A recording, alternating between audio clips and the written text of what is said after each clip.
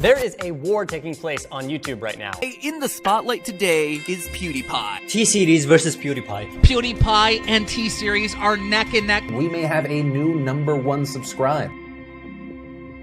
T-Series, fight me. Wait, they have 46 billion views? It's an Indian channel? How many people live in India? How is this even possible? 1.4 billion people in India. Too many. Yeah. People are making a big deal out of this.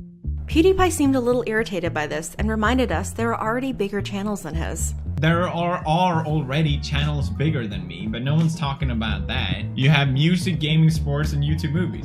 I'm technically the 5th biggest YouTuber. But now, he's accepted the fact that this is going to be an ongoing topic of discussion, and as a result, he made comedic videos asking his fans to help maintain his spot as top 5. My fellow bros, my fellow brethren, my fellow comrades, we must fight back!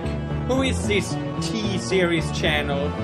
This channel will pass Pewdiepie. I'm #1! And he even released a diss track about T-Series. I don't like your T-Series. I like the beat. I like the production, man.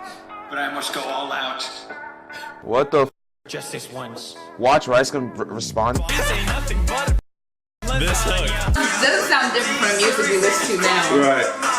But you India, you lose. So best think you haven't won. Of course, it was just a joke, but it was definitely a great tactic to get views and make his fans laugh. So why did this become a bigger issue? Fans told Felix that Indian YouTube accounts are auto-subbed to T-Series.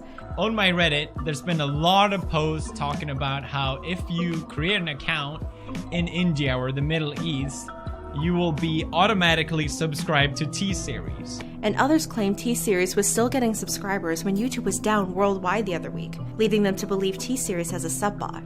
Social Blade tweeted out this. Interesting. YouTube is down worldwide, but T-Series is still getting subscribers. Since then, there have been people trying to debunk this, and we finally have an answer. If T-Series has been using a sub-bot since 2010, YouTube would have caught them by now. YouTube would not allow it. It's against terms of service. So basically what I did is I downloaded a VPN. So basically using this VPN I connected to India and I made a YouTube channel there. I'm in Canada, but as you can see, it looks like I'm in India. Okay, so now I have made a YouTube account in India. Let's check our subscription YouTube channel. Okay, we are not subscribed. Okay, now that the main concerns are out of the way, I'm going to address something important about this T-Series war.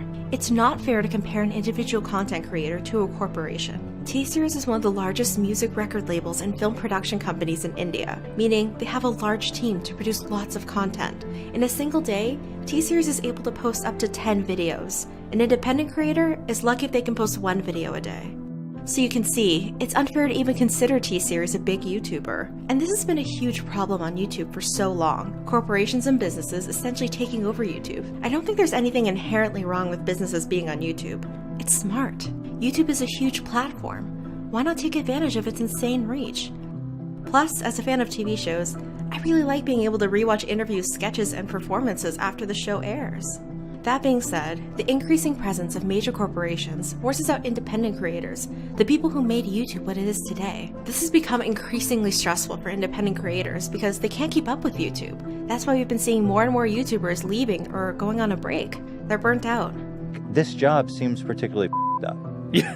Right? Like, what is it about? Because everyone's talking about this thing of like burnout, right? YouTuber burnout. Yeah, it's really big right now. As an OG YouTuber, as an OG creator, this thing that a lot of people have realized along the way, and that is you need to take time for you. And parts of our brain need time to regenerate because they regenerate. Yeah. But if they're not given that break, then it's like on a rough road. It like can't get the message out, and we just start having these bizarre symptoms. We can feel really fatigued easily. We can feel achy. We can be really irritable to friends and family. We can like have trouble recalling information that should be super simple, like it's in our wheelhouse. It's something we've known forever. Yeah. We can be like, what's that guy's name? Like it just drives you crazy because your brain is burnt.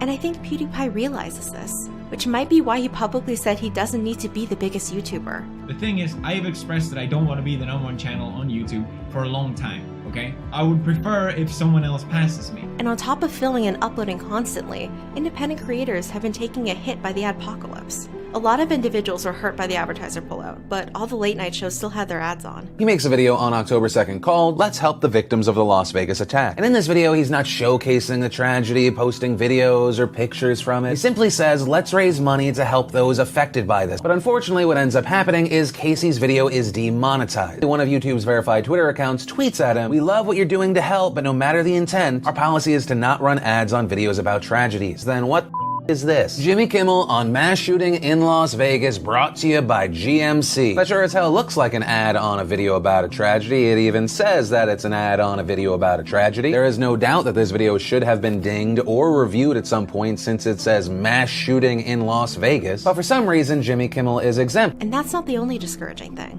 Take a scroll through the trending page. The majority of it is late night shows, companies, and music videos.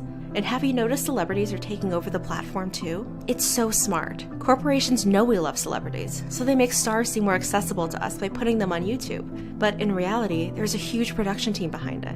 So you can see, T-Series taking over as a top YouTube channel is really more symbolic of how YouTube has become more corporation-friendly, hurting the independent creators who made it big. So, how do we fix it? YouTuber Zeno suggested making a separate side for businesses, similar to what they did with YouTube Gaming. But he goes on to say that it's unlikely YouTube will implement that. Maybe separating commercial channels into their own section, kinda like what they did with YouTube Gaming, is the ultimate solution, right?